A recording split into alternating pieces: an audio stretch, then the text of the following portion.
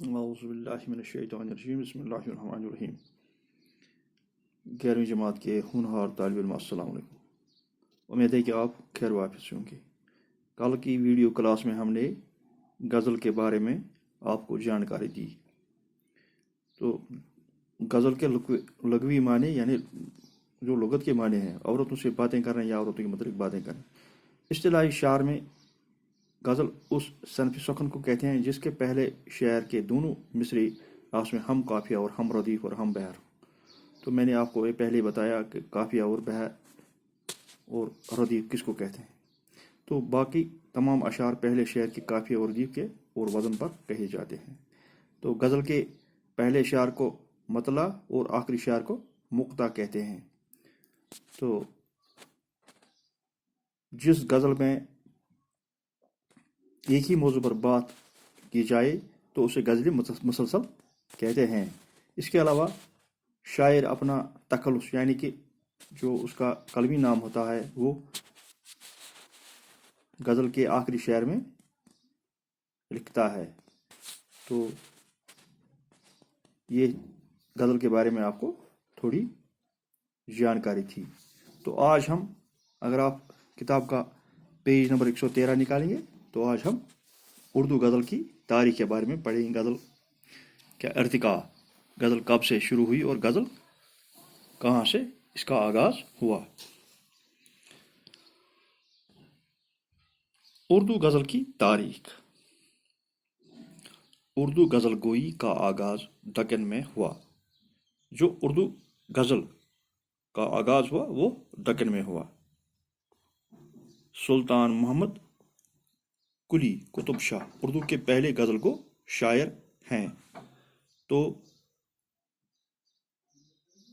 سلطان محمد قلی قطب شاہ اردو کے پہلے غزل کو شاعر مانے جاتے ہیں، لیکن پہلے باشعور غزل کو ولی دکنی ہے۔ تو یہ کوشچن آپ کو ایگزام میں بھی آ سکتا ہے کہ اردو کے پہلے غزل کو شاعر کا نام لکھے تو آپ سلطان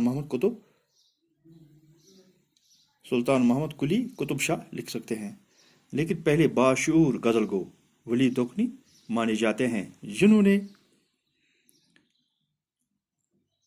اردو غزل کو سر بلندی عطا کی، جن نے اردو غزل کو اونچا مقام یعنی عطا کیا۔ ولی کے محسنین میں آبرو، مضمون وغیرہ نے غزلیں کہی۔ حاتم، مظہر جان، جانی جانان اور آرزو نے اردو غزل کو نمایاں ترقی دی۔ دلی میں میر تقی میر، میر درد سودا اردو غزل کو نزاکت، نفاست، سوز گداز، درد ویاس اور سلاست و صفائی عطا کی۔ 1857 عیسوی کے ہنگامے کے بعد دلی تباہ ہو گئی۔ جو جنگ آزادی 1857 پہلی جنگ آزادی تھی تو اس کے ہنگامے میں دلی تباہ ہو گئی۔ شعر و ادب کا گہوارہ لکھنؤ بن گیا۔ تو دلی میں جو شعراء حضرات تھے ان نے جان بچا کر وہ لکھنؤ کی طرف کوچ کر گئی۔ تو شعر و ادب کا گہوارہ لکھنؤ بن گیا۔ یہاں میر حسن مصفی اور جرات نے ماحول کے اثرات کی بدولت غزل میں معاملہ بندی اور بزلہ سنجی اور اریانی پیدا کی۔ ناصر اور آتش نے دبستان لکھنؤ کی بنیاد ڈالی اور غزل مضمون آفرینی، ایمائیت، لفاظی معاملہ بندی اور وول حواسی کا شکار ہو گئی۔ دبستان لکھنؤ داخلیت کے بجائے خارجیت پر زور دیا۔ تو جو دبستان لکھنؤ میں غزل کو ایک نئی جہت دی، لیکن یہ خارجیت پر زور دیا انہوں نے۔ غالب مومن ذوق نے دبستان دہلی کو ترقی دی۔ تو غالب مومن اور ذوق اور دیگر شعراء نے دبستان دہلی کو ترقی دی۔ غالب کے فلسفہ انداز نے غزل کو مکار، سنجیدگی اور وزن پیدا کر دیا۔ مومن کی نازک خیالی، حسن اور نفاست نے غزل کو ایک نکھار بخشا۔ ذوق نے زبان و بیان کے لحاظ سے اس کی بلندی عطا کی۔ تو غزل کو مومن، حسن اور ذوق نے बुलंदी अता की।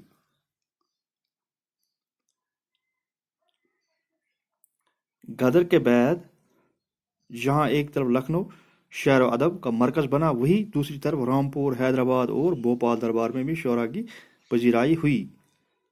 इन मराकज़ पर दहलवी और लखनवी अंदर गुल मिल गया। तो आपने देखा कि दो तरह के दबिस्तान, दबिस्तान लखनऊ और दबिस्तान दिल्ली। तो इसके अलावा रामपुर, हैदराबाद और भोपाल में भी शराब की पजीराई हुई। इन मरकज़ में दोनों ख्यालात के अंदर गुल मिल गई। शाद अजीम आबादी, जिगर मंदर आबादी और अमीर मीनाई वगैरह ने गज़ल की रवायत को आगे बढ़ाया। 20वीं सदी में जहां पूरी दुनिया की तगीर तब्दील की सदी रही, तो 20वीं सदी पूरी दुनिया में तब्दीली की सदी रही। इस सदी में गज़ल भी हर तरह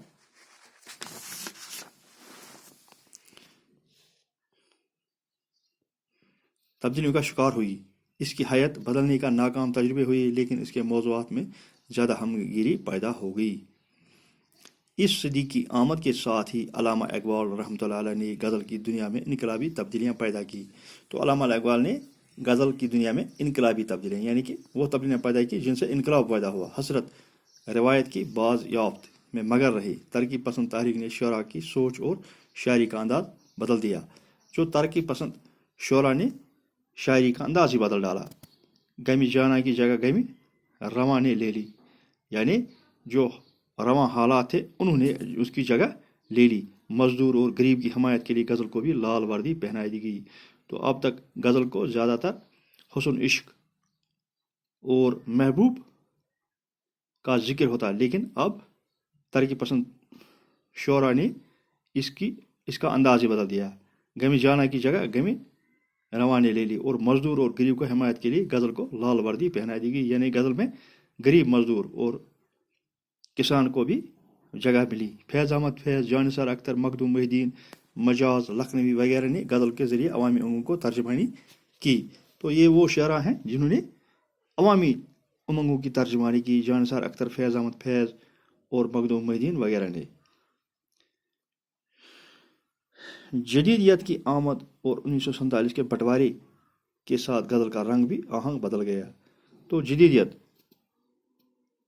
तरक्की पसंद, जो नया निखार आया गज़ल में, तो 1947 के बाद जब हिंदुस्तान का बंटवारा हुआ, हिंदुस्तान दो मुल्कों में बट गया, तो इस तरह गज़ल का रंग और आहंग भी बदल गया।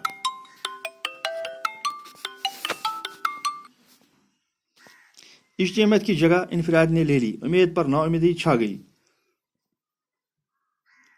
गमी रवा की जगह गमी ज़ात ने ले ली। नाजिर काज़मी, शहरयार, बानी, निदा फाजली, बशीर बदर वगैरह ने गज़ल की नई रूह फूंक दी।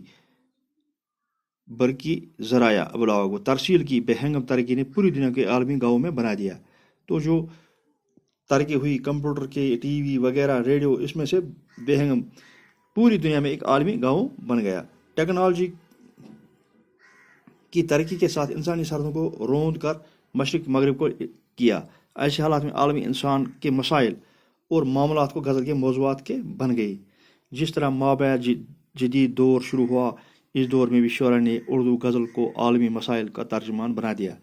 इस दौर में अहमद फराज, राहत इंद्रोही, मनवर राना वगैरह के गज़ल को अपना ज़रिया इजहार बना दिया। रियासती सतह पर मुकामी शोरा ने अपने फ़िक्र अंदाज में कलाम के ज़रिए सनफ़ी गज़ल को गेसुई खमदार संवारने में मसरूफ़ नजर आए।